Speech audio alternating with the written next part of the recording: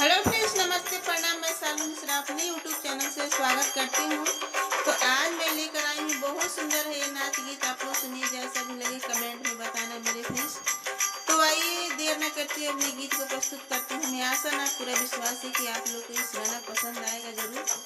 अच्छा लगे तो फैमिली फ्रेंड में शेयर जरूर करना।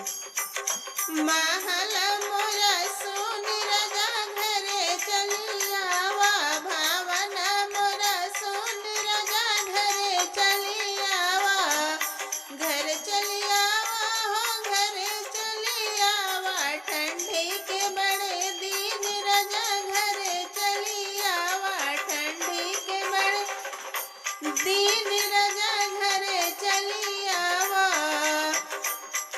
पहिला संदेशा सास मोरा भेजे, पहिला संदेशा सास मोरा भेजे, नौकरिया ऐसन चीज बाबू घरे नहीं आवा, नौकरिया ऐसन चीज बाबू घरे नहीं आवा।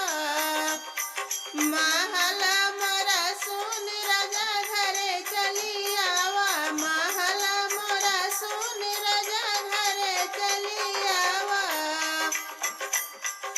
दूसरा संदेशा गोतिन मोरा भेजे, दूसरा संदेशा गोतिन मोरा भेजे, रुपया ऐसन चीज देवर घरे जनी आवा, रुपया ऐसन चीज देवर घरे जनी आवा। भावना मोरा सुन राजा घरे चली आवा, महला मोरा सुन राजा घरे चली आवा, ठंडी के बड़ा दिन राजा घरे चली आवा।